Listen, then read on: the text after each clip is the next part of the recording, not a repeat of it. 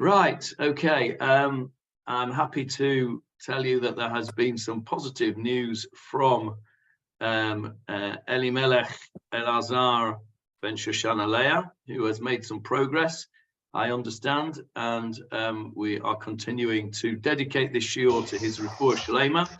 I also want to dedicate it to a refuah shlema for Marcel, who rather foolishly was on a trestle table and fell off and has broken a couple of ribs. Never. So he is in hospital, I understand, and we wish him a refuah shlema, and hopefully he will be back with us soon. What was he on, Johnny? A trestle table. Oh, a trestle table. Yeah. So not a clever thing to do, really, at his age, but there you go. Hopefully he will be recovered soon. Right, I shall mute you all before we go and start.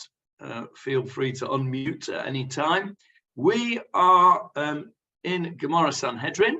We're at the bottom of 15b, and we're on page 81 at the bottom in the Steinsaltz Gemara. Page 15b, 3 or 4, just over the bottom of 3, going over to 4 in the art scroll. So where we were is as follows. We were talking about the halacha stated in the Mishnah that a tribe could only be tried by a court of 71 judges, the full Sanhedrin. And we had a discussion over the last week or two about what it was that this tribe had done wrong to need judging by 71 judges. And last week we went into some very careful detail about the concept of Ir Hanidachat, the subverted city, the city that went off the rails in its entirety, and they all went off and served idols. They left the fold and took on other gods and became subverted in that way. And we went through the pasuk very carefully, and we spoke about what happens to this city. It gets destroyed completely. Everyone is killed by the sword. The place is burned down. It can never be rebuilt again. And then we spoke a little bit about his Jeffrey. Let's let him in. We spoke a little bit about the idea of mercy and why that was added in at the end of the pasuk, because if you're going to kill whole towns, then you are likely to become a cruel person, and we try to avoid that. So that's what we spoke about last week. But we then started to discuss what the concept of a city was. And one of you, I can't remember, it might have been Johnny, I think it was Johnny, jumped the gun a wee bit and talked about 100 people and 10 people. And Jeffrey, right at the end of last week's shiur, mentioned the discussion that Abraham Avinu had with HaKadosh Baruch Hu about the city of Sodom, which was a wicked city. God wanted to destroy it, and Abraham tried to bargain with him and said, well, what if there's 50 people? What if there's 40 people? What if there's 30 people that are not evil? Anyway, we got down to 10, and there weren't even 10, and then he stopped arguing at that point. And that was another proof about a city. How many people is a city? We then looked at the Tosfot, which told us that this discussion between Rabbi Yoshia and Rabbi Yonatan, which we're going to go over in a minute, was based on a pasuk in Amos. And we went over to Amos, if you remember, which spoke about how big a city is, what is a city. And that was a discussion that we had. And we'll just switch that phone off and put it on silent while we're at it.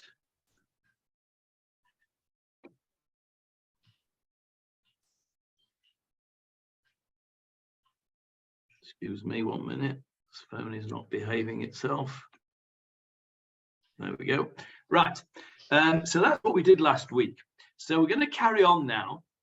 Remember, we also spoke about this idea of this Ir Hanidachat, that we wanted to try and be in a situation where we would never have one. It would one of those things that was there to teach us, but never to really be enacted.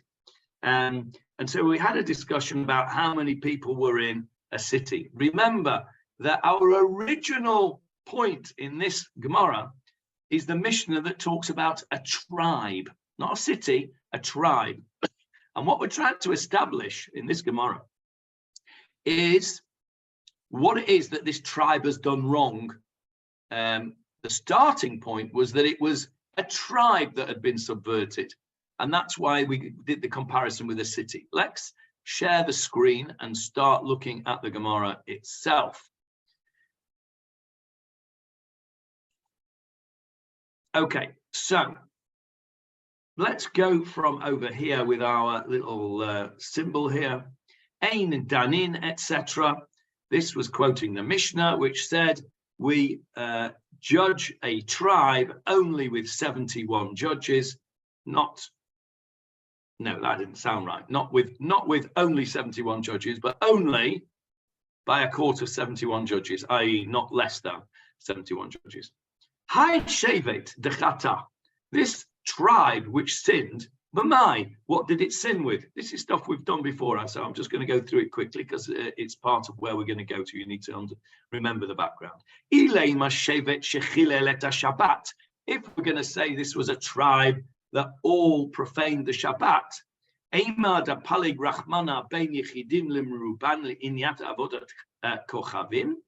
we have a concept. It's already been said that the Torah only makes a distinction between individuals and large numbers of people with regard to idol worship.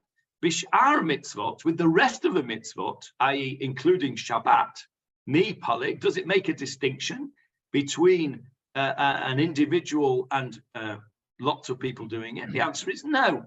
Rather, what we have to say is we're dealing with B'shevet Shehudach, a tribe which was subverted into idol worship. Same word as Ir Hanidachat.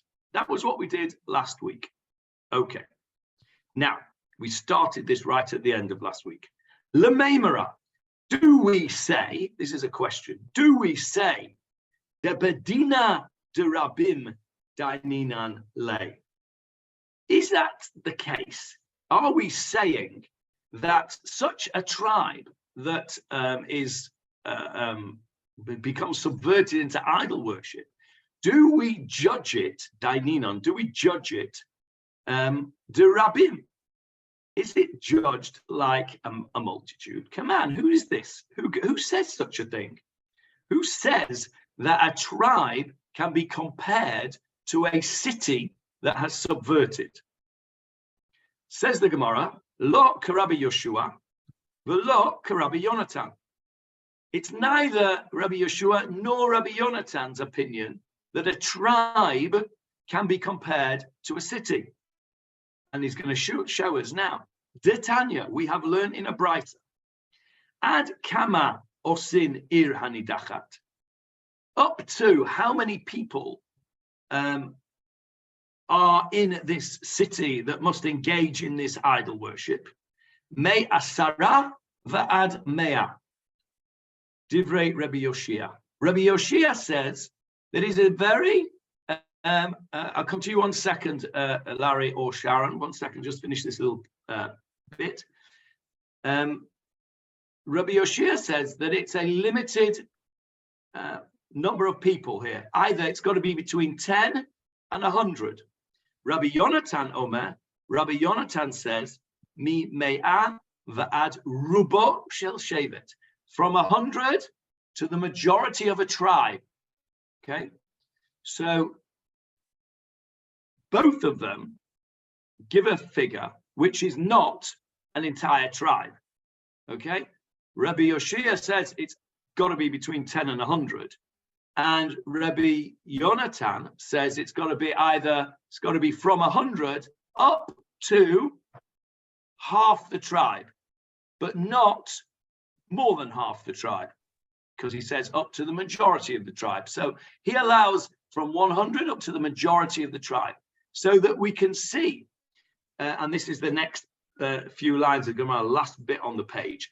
Va'afilu Rabbi Yonatan, even Rabbi Yonatan, who gives a big number, lo ka'amar ela rubo, he does not say more than a majority. He says up to a majority. Aval kulo, the whole tribe, lo, certainly not, certainly not. So therefore, we can agree with this statement in the Gemarah that the opinion that says that the tribe which is going to be tried by 71 judges must have done idol worship and is compared to a subverted city is not correct according to the opinion of Rabbi Yoshia or according to the opinion of Rabbi Yonatan. So we're kicking that into touch for the moment. I say for the moment because we're going to come back to it. So for the moment, we are saying that we do not know what this tribe has sinned with, but we do know that it is not a subverted city, because we've just proved that. Now, before I go on and tell you Rav Matna's opinion, which is the next opinion, we will see what Larry or Sharon have to say. Yes. Hi, it's Sharon. I want to know, at the time that this Gemarah is being discussed and written down, which is already after the fall of the Second Temple and during Roman times, or is it sometime before? Were tribes really still an organizational focus within the Jewish community in Israel? Or are we talking about angels on a pinhead as opposed to an actual concept that was working reality at the time of these rabbis? Okay, I think I understand your question, but I'm not familiar with the expression angels on a pinhead. What does that mean? Oh, it means splitting hairs. I don't know what picking into touches either, so I guess we're even now. Okay, so I think that it's a fair question. And the question is, the answer is that this, I think, was a theoretical discussion, not a practical discussion, because you are quite right. These discussions are taking place in the 6th, possibly 7th century. They are discussing things that were written down in the 2nd and 3rd century, the time of the Mishnah. By which time the tribal separations had long gone. Remember that the split of the kingdom between into the northern kingdom of Israel and the southern kingdom of Yehuda, Judea, took place at the end of the reign of King Solomon, the beginning of the next set of kings, Rechavam and Yeravam, the two kings that split the kingdom. And that took place around about the 10th century BCE. So we are talking a long time since then. And thereafter, at the end of the destruction, at the time of the destruction of the first temple in the 6th century BCE, that is when the exile of the 10 northern tribes took place, and they became known to us as the 10 lost tribes.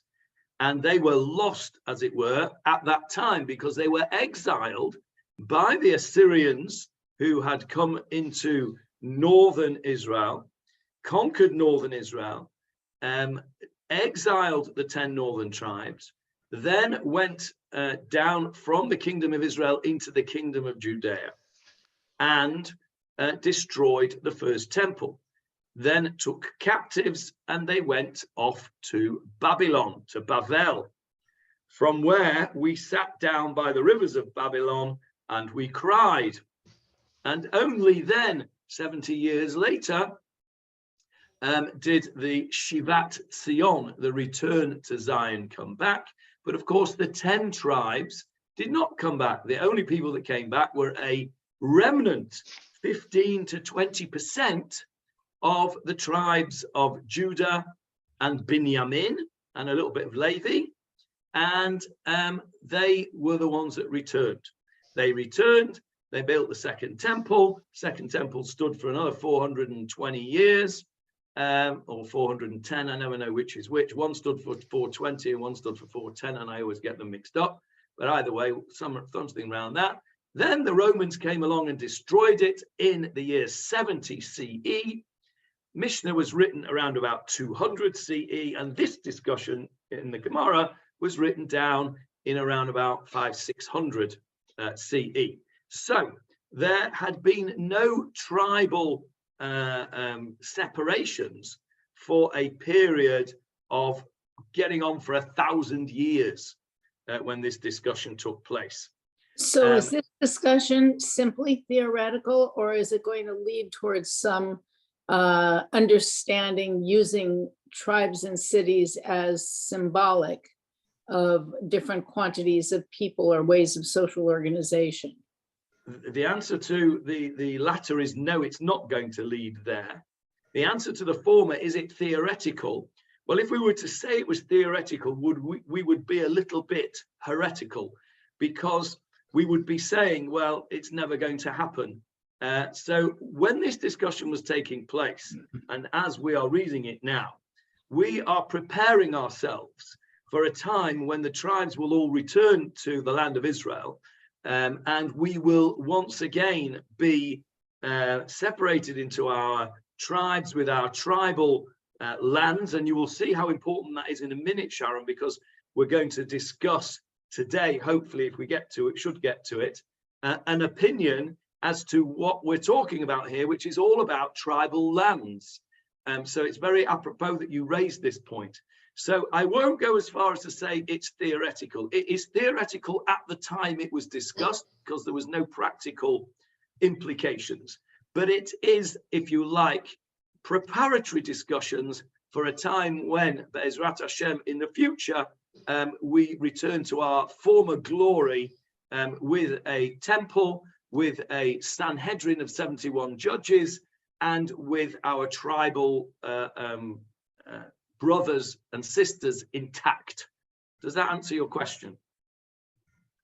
Yes, it does. And I will refrain from making any current political comment about returning to having functioning courts. Okay, I think that's a very wise decision. Thank you. Yes, Johnny. It's like saying, were there actual idol worships at that time, the time they're discussing this? Were there idols? I thought they'd finished with that. That's a good question as well. There certainly were. There's still a discussion amongst the rabbis as to whether Catholicism is idol worship. It's clear that Islam is not idol worship. They worship a single God. Protestantism is a bit difficult to say, because they have all sorts of different versions of it.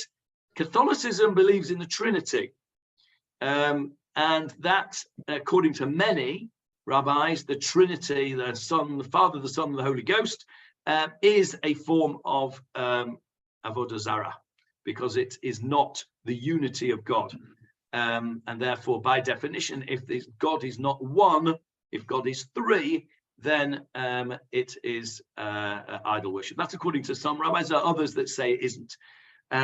Were there, I mean, for example, even today, there is definitely, if I want to use this word, pure avodah zarah, Buddhism, for example, where there is a Buddha is considered to be avodah zarah. I'm not an expert on this, so don't please ask me any questions about it. I don't know, but that's what I've read.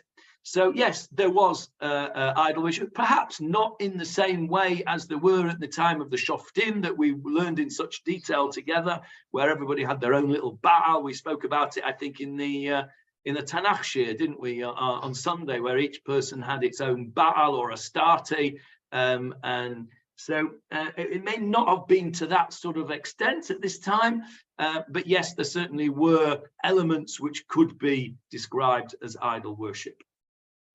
So, okay, that was an interesting digression, but a worthwhile one. We're right at the bottom of the page here. So at this point, we have kicked into touch the concept that this was an idolatrous tribe. So Rav Matna comes up with another opinion. Amar Rav Matna, Rav Matna says, and we're now, we should have a siyum. We've turned over the page. We're on page 16a now. Hacha binesi shevet shechata askina. Hacha, here, i.e. our case, askinan. We had this word before. Esek means a business. We are dealing with, we are involved with, we are in the business of discussing. Nasi, what's a nasi? Prince. A prince, correct. We are dealing with a prince. It also means a president in modern Hebrew. Nasi is the president. The prince of a shevet, the prince of a tribe, shechata, who sinned. Okay, that's Rav Matna's opinion. And he gives a proof. He brings a proof. Rav Matna says, Mi lo amar Rav Ada ba Ahava. He quotes Rav Ada ba Ahava and he says, Mi lo amar. Did he not say? Did Rav Ada ba Ahava not say? In other words, that's just a, an obscure way of saying he did say. It's a rhetorical question. Did he not say? Yes, he did say. Rav Ada ba Ahava said the following. He quotes this: Kol hadavar hagadol yaviu elecha. All the big things they shall bring to you. Okay, now, where is that a quote from? Well, you can see it's on the page. It's a quote from Exodus 18:22. Before I show you where it is in the Torah, can anybody tell me what this is talking about? What is Rav Ada ba Ahava talking about when he quotes this pasuk? The father-in-law of Moses. Yes, Michael and Julia simultaneously have the right answer.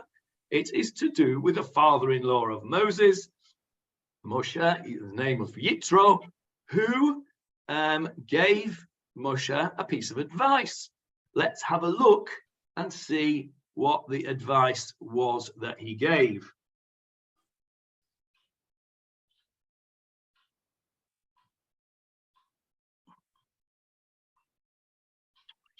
Right, let me share the screen with you.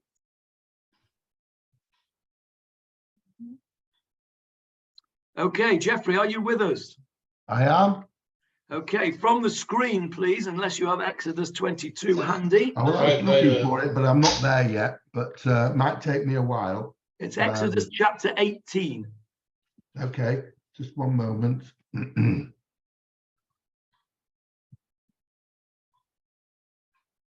What is it, 18 or 22? Chapter 18. Okay, on the screen, 18. You will surely wear yourself out, both you and these people who are with you, for the matter is too heavy for you. You cannot do it alone. Now listen to me. I will advise you, and may the Lord be with you. You represent the people before God, and you shall bring the matters to God. And you shall admonish them concerning the statutes and the teachings, and you shall make known to them the way they shall go and the deeds they shall do. Okay, stop there. So that is Yitro saying, you need to teach the people. And that's fine. You have to be the teacher, because only you know the halachot at this point. But you have to teach them. And once you've taught them, then what? Verse 21. But you shall choose out of the entire nation men of substance, God-fearers, men of truth, who hate monetary gain, and you shall appoint over them Israel leaders over thousands, leaders over hundreds, leaders over 50s, and leaders over 10s. And they shall judge the people at all times, and it shall be that any major matters they shall bring to you, and they themselves shall judge every minor matter, thereby making it easier for you, and they shall bear the burden with you. Okay, stop there. That is the quote that we have just done. Can you see that in the Hebrew there? Kol hadavar hagadol yaviu elecha. That is what it said in our Gemara. That is the pasuk that Rav Ada bar Ahava quoted. And he's talking about the situation, as Michael and Julia correctly pointed out, Yitro's advice to Moshe to set up a system of judges, set up a system of courts, of higher courts and lower courts. But the important point that he made, that Yitro made, is called Hadavar Hagadol Yaviu Elecha, translated over here as any major matter they shall bring to you. Okay, now let's go back to the Gemara and see what Rav Abba Ahava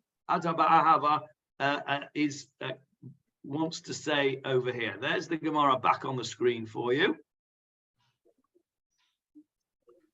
And he says, he quotes our pasuk, every big thing. Okay, he says every great matter. We translated it over every major matter. The word gadol, you know what gadol means? Gadol means big, great. Says Rav Ada bar Ahava, what does this mean? It doesn't just mean every major matter. It means devarav shel gadol, any matters of a gadol, of a great person. Now, we know, don't we, that there are certain types of people who get a bigger court, the Kohen Gadol, for example. This is another example, according to Ada bar Ahava, that a prince who is a Gadol is judged by the 71 Sanhedrin. Why? Hai Nami Gadol, who? He is a great one. The Nasi is considered to be a Gadol. He interprets, Rav Ada bar Ahava interprets this pasuk, Kol hadavar hagadol yaviu elecha.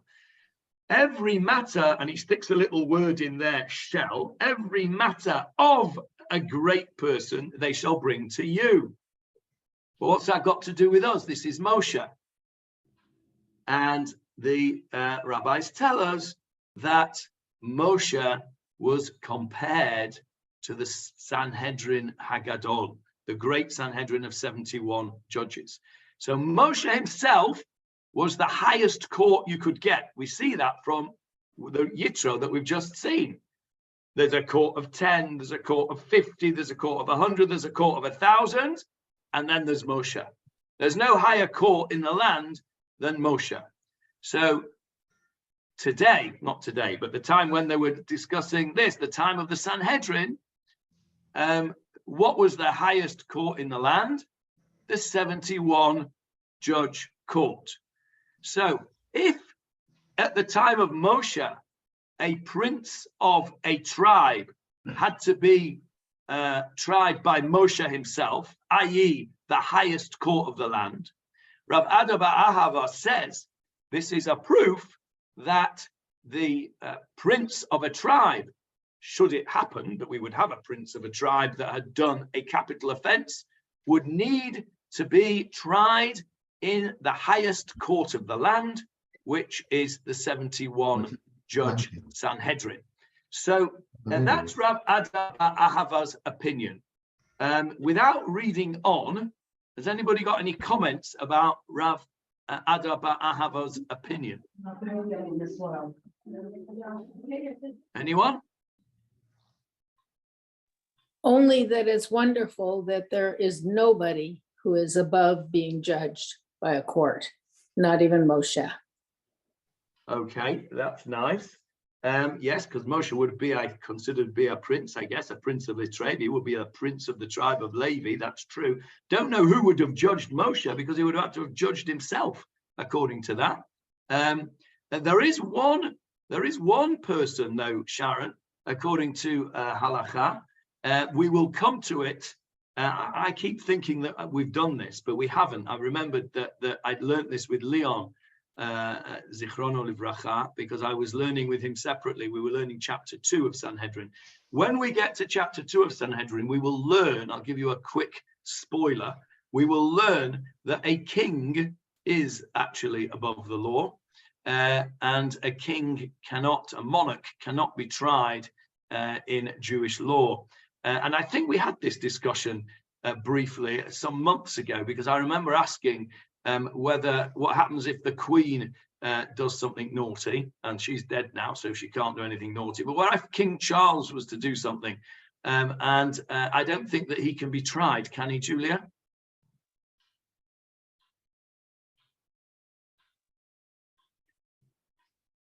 Julia doesn't know. Oh, she can't unmute. Anyway, I don't think that the monarch in the UK can be tried in a court because of the same reason. But he's only a constitutional monarch, so therefore surely he can be tried.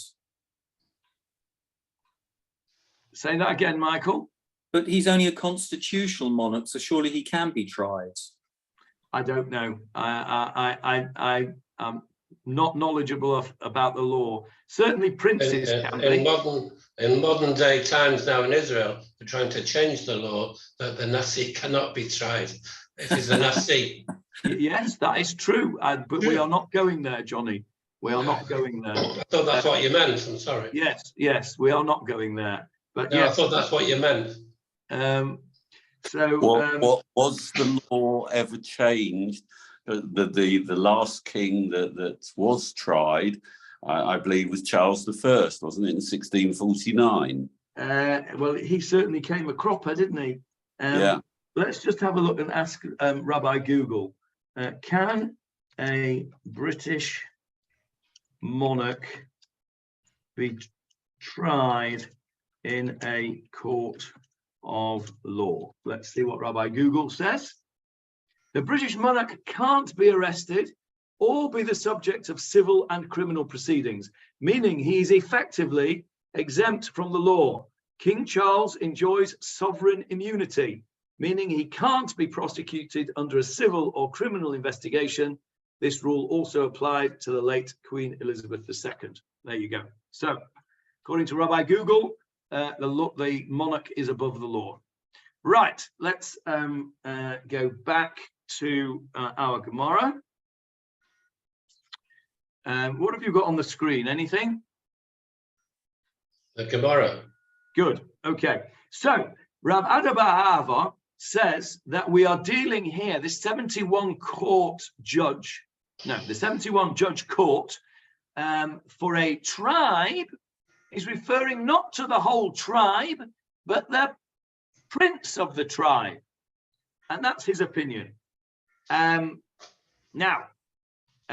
Ula, we just put that to one side. That's Rav Matna's opinion. That's Rav Matna's opinion. He used Rav Ada bar Ahava as his proof. Remember, this was Rav Matna's opinion over here. Amar Rav Matna. So we're going to put that to one side. We've kicked out the fact that it's a tribe that did idol worship because the numbers aren't right. Rav Matna has given opinion that it's a prince of a tribe we're talking about.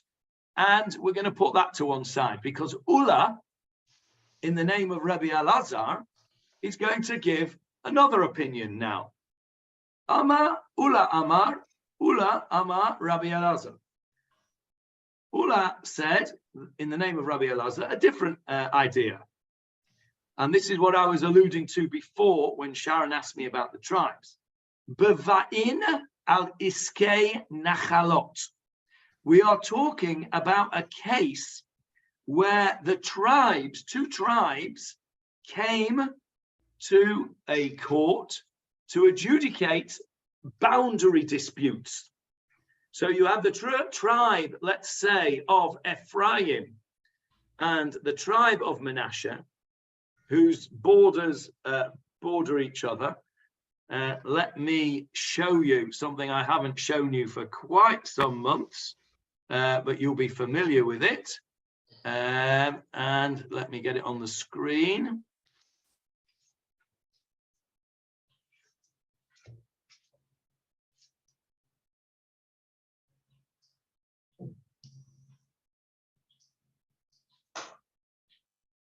Remember this? Yeah. Yeah. Okay. So let's take, for example, Ephraim and Manasseh. They have a common border. Could be Ephraim and Dan. Could be Binyamin and Ephraim. Any two tribes that have a common border, and there is a dispute. We have this all the time, don't we, between neighbors? Where is the boundary line between my property and your property? So on a tribal basis, if there were to be a dispute between any of these tribes with their boundaries, it would have to be tried in a court. Now, according to Ulla, that kind of dispute will need the 71 judge Sanhedrin. That is what we're talking about when it talks about a tribe that sinned. I'm not sure what the sin is. I suppose the sin is that a tribe tries to nick the land of another tribe, because remember, we're talking about a tribe that sins. Well, that's what it says in the Gemarah. I don't think it actually says it in the Mishnah. Let's actually have a look. Let's go back to the Mishnah. Mishnah is on page 9 of the Steinsaltz. Let's show it to you. No, it doesn't say that they sinned. Ein danin lo et hashevet v'lo et nevi hasheker v'lo et kohen gadol ela al pi bet din shel shivim echad. We only judge an entire tribe. Now, the sinned, can you see that in the Steinsaltz translation on the screen there? It is not in bold. That means that's Rabbi Steinsaltz's helpful additions. The Mishnah itself only said judging a tribe. So that means that when we are discussing it in the Gemarah on page 82, it's reasonable for Ulla to say this is not about a tribe that has sinned. This is about two tribes that have a boundary dispute. And his reasoning, Ulla, or Rabbi Elazar's reasoning, quoted by Ulla, is as follows. V'kitchilata shel Eretz Yisrael, and it has to be done. Any of the this settling about disputes regarding boundaries must be settled in the same way that the original distribution of land took place with Eretz Yisrael.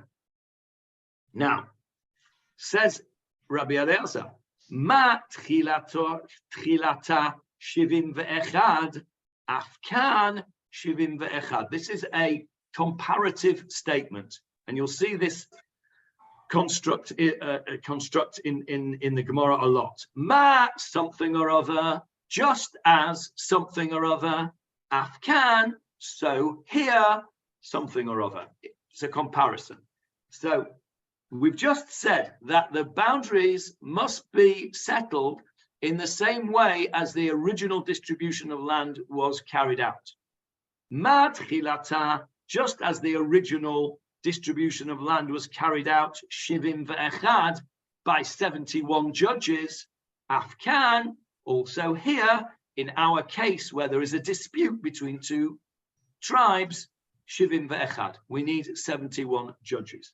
Now, how do I know that the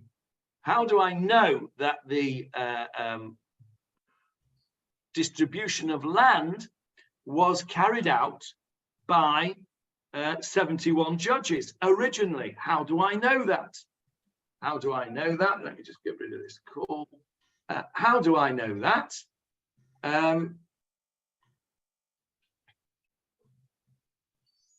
It comes. I don't know. I don't know, but if it was carried out by 71 judges, then that's it. Yeah, but how do you know it was carried out? How does the Gemarah know that? Where does it get it from? Just made it up. No, it's not made it up.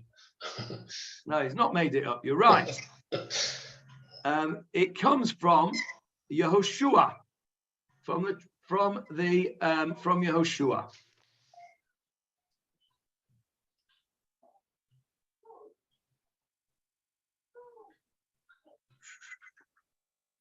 Sefer Yehoshua tells us, I thought I had it ready, but I've just closed it, so I can't find it now.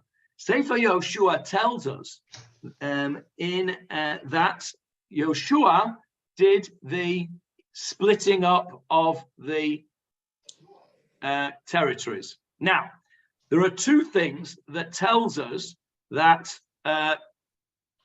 this was 71 judges. Number one, we said that Moshe Rabbeinu was the highest court in the land, did we not? We just said that, right? Who was Moshe Rabbeinu's successor? Yehoshua.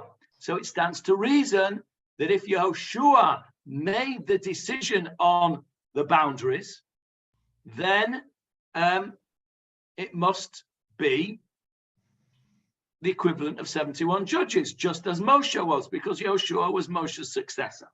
That's number one. Now, in case you don't accept that from me, maybe you will accept it from somebody who's a little bit more knowledgeable than me and a bit more holy than me, the Rambam, Maimonides. Maimonides says in Hilchot Trumot, and I'll put it on the screen for you now because it's an interesting thing to show you. This is the Rambam, Hilchot Trumot.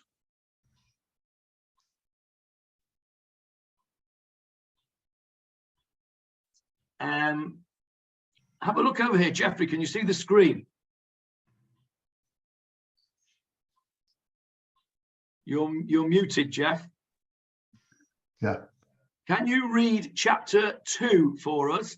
Whenever Eretz Yisrael is mentioned, the intent is the lands conquered by the king of Israel or a prophet with the consent of the entire Jewish people. This is called a conquest of the community. If, however, an individual Jew, a family, or a tribe go and conquer a place for themselves, even in the land given to Abraham, it is not considered as Eretz Yisrael in the sense that one is obligated to observe all the mitzvot there. Stop there, Jeffrey. Stop there. What the Rambam is telling us here, remember we're in Hilchot Trumot here, Truma and Maaseh, the tithes that had to be given. What the Rambam is telling us just here as a background is that these laws of Trumot, of tithes, etc., and Orla and all those things only apply to Eretz Yisrael. So he's asking the question, what is Eretz Yisrael?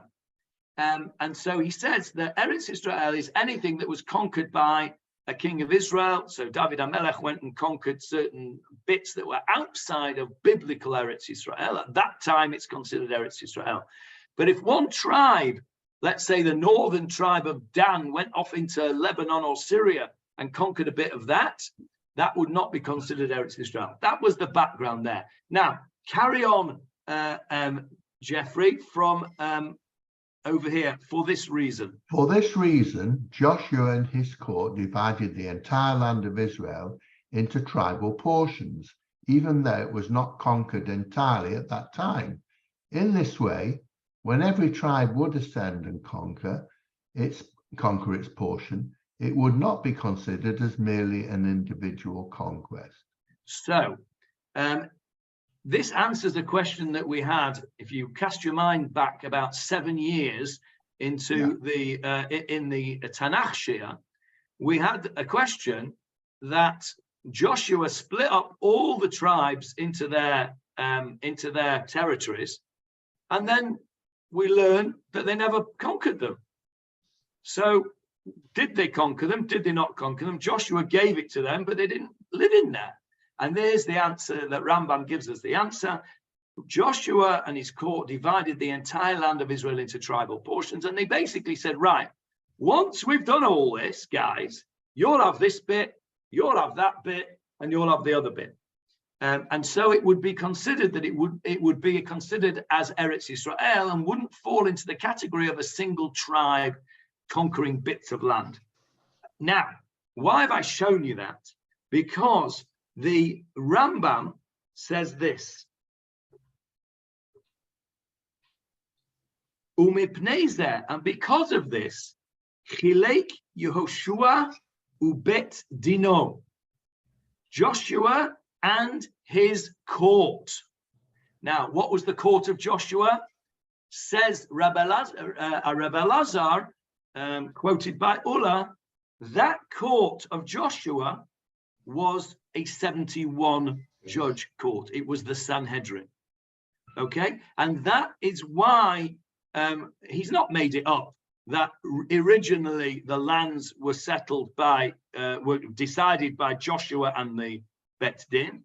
He's quoting the idea. Rambam came much later than Ullah and Rebbe Elazar, of course, but this is the idea. When it was split up, it was done by Joshua and his court. So you have two ways you can understand this. Joshua himself could be compared to the 71 man court, just as Moshe was, because he was Moshe's successor. Or you can quote the Rambam, and that he had a court with him, and he actually did it with 71 judges, not on his own. So either way, it is accepted. Let's go back to the Gemarah. It is accepted that at the time of the conquest of the land, when Joshua entered the land with the Bnei Israel, the splitting up was done by 71 judges. Afkan, therefore, says Rabbi Elazar, now where we have a dispute between two tribes, that has to be done between 71 judges. And that is what the Mishnah is talking about when it says a tribe is judged. It's not a sin that they've done. We're not talking about idol worship. We're not talking about Chilel Shabbat. We're not talking about a prince of a judge, a prince of a tribe who's done something wrong. We're talking simply about a boundary dispute between the tribes. That's what the Mishnah was talking about. Now, you can see these two ideas of a tribe which has committed idolatry versus a simple boundary dispute are miles apart. Now, it shows you, does it not, how important it is to be exact with your language. Had Rabbi Yehuda Nasi, Rabbi Judah the Prince, who wrote down the Mishnah, had he been a little bit more exact and had not just said a tribe is judged with 71 judges and told us a little bit more about what he was thinking, we would not have needed this whole Gemarah. The reason we need the whole Gemarah is because the Mishnah was written in shorthand. Rabbi Yehuda Nasi assumed that we'd know what he was talking about when he wrote the Mishnah. Turns out that 400 years later, we had no idea really what he was talking about. And then all these rabbis had to come up with their opinions, some of which are completely the other end of the spectrum from their colleagues. And that's really... Where does... Sorry, Julia. Julia first and then Johnny. Okay, I was just going to say that there's a legal concept which I cannot remember what it is, but it's something like a justum generis, which is that you should be looking at the issue in context. So it was a list. I know that we covered animals that killed. I don't know what comes afterwards, but animals that killed, it's criminal. And we've moved in this conversation today from criminal to civil. And I'd like to know whether the list of the other issues that are being tried by the 71 judges are criminal, or if they also might veer onto a sort of a civil issue. Okay, very good question, Julia. And I put the Mishnah back on the screen for you now. So you can see that actually it's both. So Shevet, the tribe. Okay, we don't know at this point whether it's criminal or civil. Navi HaSheker, the false prophet, that's pretty criminal, I would suggest. Kohen Gadol, we don't know what he's done, so that's, you know, could be criminal or it could be civil. Probably criminal, but we don't know. Same as the Shevet, we don't know. Then look at the next one. Also 71 judges. Milchemet Rashut, going out to war. That's not criminal. Whether a decision to go out to war or not should be taken by 71 judges. So it's both. So it's a mixed bag, as you say. Good point. And it would have been nice. I mean, you could say that the Kohen Gadol, well, we'll see later on, they do bring it as criminal. Nevi HaSheker is criminal. And you could say because those are a section that it's more likely to be criminal. Ulla, in the name of Rabbi Elazar, doesn't agree. And we'll go back to that right now. A good point. Yes, Johnny, you wanted to say something.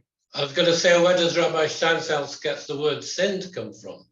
And then it could be possible. It could be possible a death penalty in that picture. Yes, because that's not for land transgression.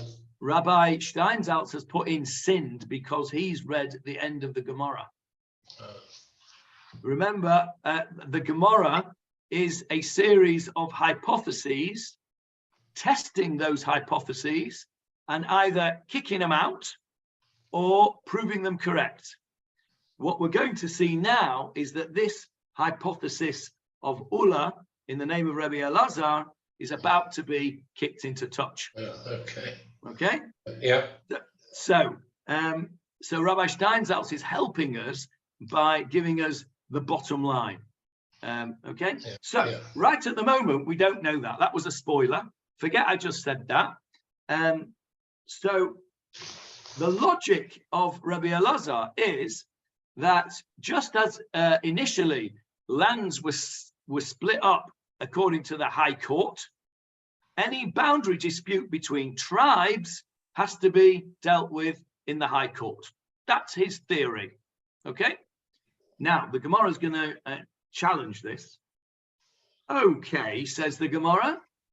If so, ma tchilato kalpe Urim veturim v'chol Yisrael. Hang on a minute, says the Gemarah. Originally, when Joshua split up the land, it was done by 3 methods. It was done kalpe. Who knows what kalpe is in modern Hebrew? You all should know what this is because you have used it numerous times over the last couple of years. It's where we go to vote.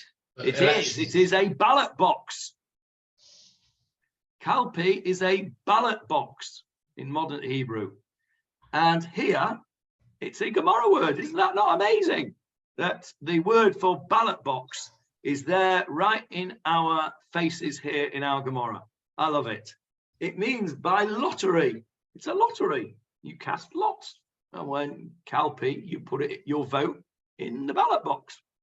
So when they split up the land right to start with, they used 3 methods. Well, no, they used 2 methods and 1 condition had to be met. Says the Gemarah, it was performed by casting lots using this kalpe. Urim vetumim.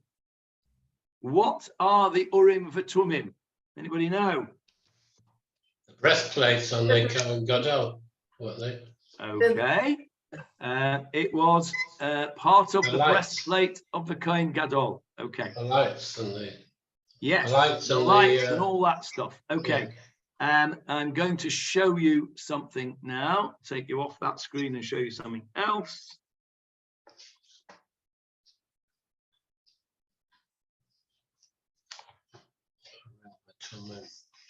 If you put into Google Urim vetumim and you ask for images, that is what you will get.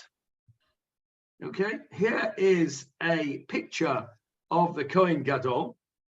Okay, and I'm going to click over here to show it you. There it is. There is the Kohen Gadol in his 8 garments. The ephod is the apron here. On top of the apron is something called a choshen, which is a breastplate. So named because it sits across the chest here. And the same word, by the way, we use for the silver plate that we place over the Torah scroll. If you have an Ashkenazi Torah scroll, it often has a silver plate that you hang over the top, and that is called a choshen, same thing. Now, on the choshen were these rows of stones, and this choshen had all these stones in. Now, there is a dispute between the rabbis as to what the Urim vetumin exactly were. Well, what does the word mean? What does the word Ur mean? Light. Johnny? Light. Light, correct. Or comes same word as or, light. So lights, tumim. What's the word tumim from? Perfect. Yes, very good, Johnny. Yeah. Tam, Yeah. perfect, Yeah. tamim. So this literally means lights and perfection. Now, what was it? There's a dispute between Rashi and other Mefarshim. By the way, if you want to know where I got this lovely picture from, it is from a Christian website called the Bible Net. Okay, the Bible Net. I haven't looked at the content. I just thought it was the best picture that I found.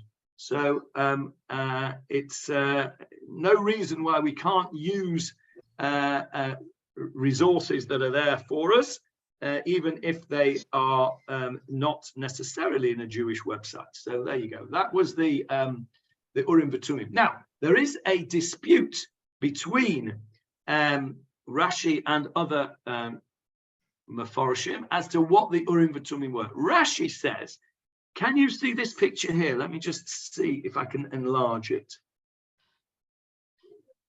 Can you see that picture there? Yeah. Oh, where's it gone? It's disappeared. Oh, I don't know what all that's about. Skip the ads. Oh, no, I don't want all this. I just wanted the picture. Let's go back and see if I can find the picture again. Anyway, I'll just, there it is on there. You may just be able to see it. What I wanted to show you is that it's folded over. Can you see that? Mm. Can you see that it's folded over into 2? Yes. Yeah? Yes. Now, Rashi says that the Urim vetumin was a piece of parchment with Hashem's name on, the long name of Hashem, which was placed in between the folds of the choshen, of the breastplate. That's the breastplate. This is French over here, for those that don't know what it says. It says, what were the Urim and Tumim? Okay? And it's explaining to you. That's what that video, that's what that video is. I know it's not French, is it? It's Spanish. Spanish. Yeah, it's Spanish.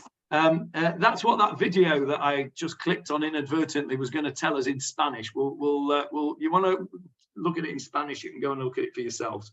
But Rashi says that in the folds of this breastplate was placed the name of Hashem.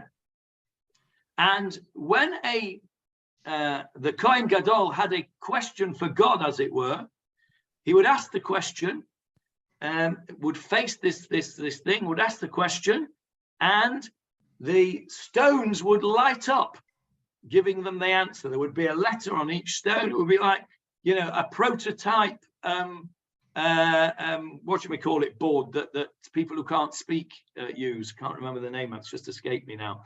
but a language board that it was used. So that's how God answered the questions. The other opinion is that it wasn't a piece of parchment placed in there, that the Urim vetumin were actually written on the stones themselves.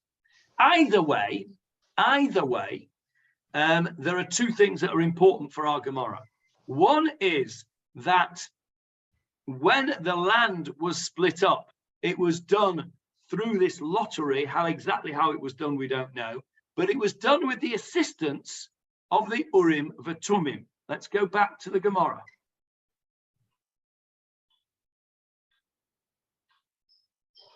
We're out of time, so I'll just finish now. The tribes' names are mentioned on those stones. Though. Correct. Each tribe had a stone. Correct. Yeah.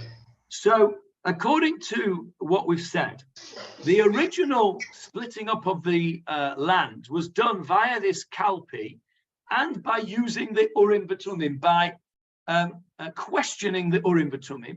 And the third way was the Kol Yisrael. And all of the whole of Israel were present when it was done. So you're telling me, says the Gemarah to Rabbi Elazar, that you say that it had to be done in the same way as the original was done. You say that therefore, if there's a boundary dispute, we have to use 71 judges like we did right at the beginning.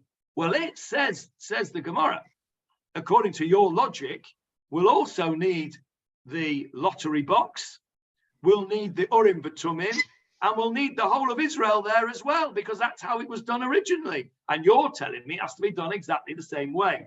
Now, the problem is that it's well known that the Urim vetumim disappeared long before this took place, long before the second temple. The Urim vetumim did not exist at the time of the second temple. It was one of those things that only existed in the first temple.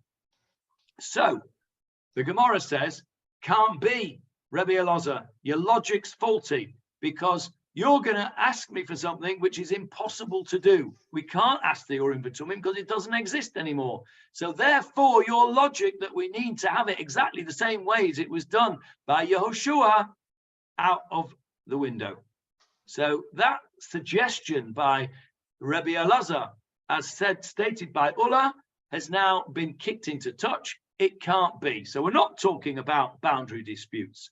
Says the Gemarah, well, we'll have to then revert Ella Machavarta de Kidarav Matna.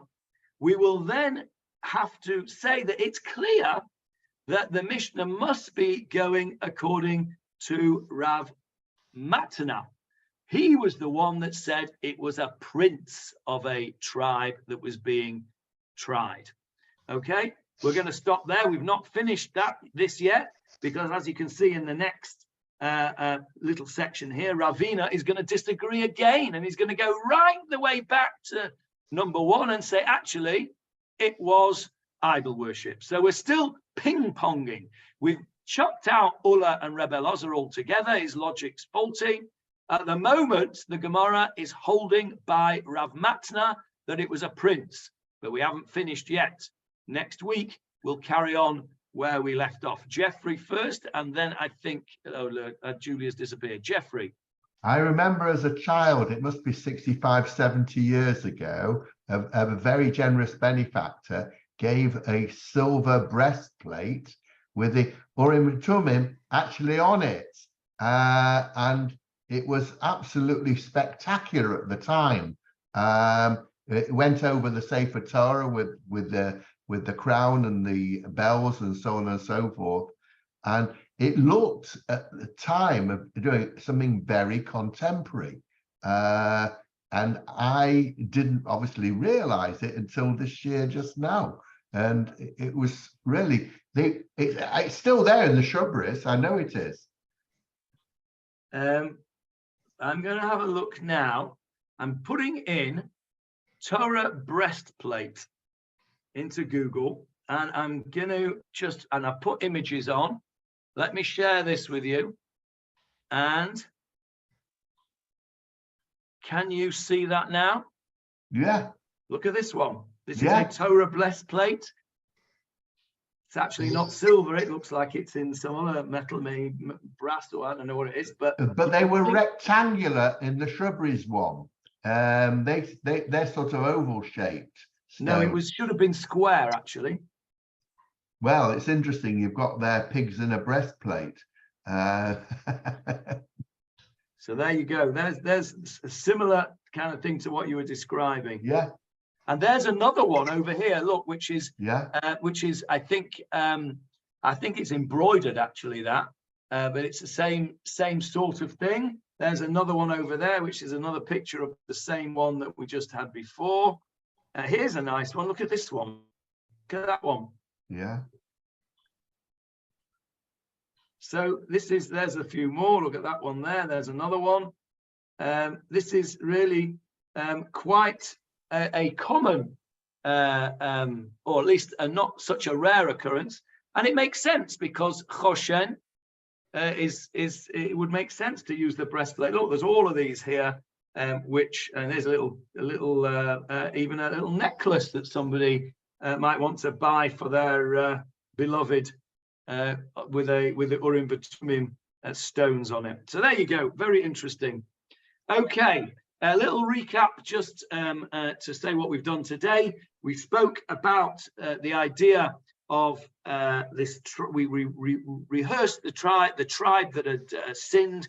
We talked about the numbers of tribes and what constituted a city. We then talked about Rav Matna's opinion that said it was the Mishnah was talking about a prince who was judged, and we learned that out from Moshe Rabbeinu and the Parshat Yitro. We then had another opinion that said, no, this was boundary disputes, and we learned that out from Sefer Yehoshua. We then kicked that into touch because of the impossibility of replicating the original boundary distribution, because we don't have the Urim Vetumin and we don't have the Kalpi. And now we're stood back with Reb Matna right at this point that it's the tribal prince who is judged that the Mishnah is talking about. Next week, we will have another go, Ravina will have another go at saying that it is the tribe that has committed idol worship. Any questions on today's offerings? Thank you very much. Thank you. Okay, see you all soon. Thanks. Thank you, Johnny. Ta-da. Bye-bye.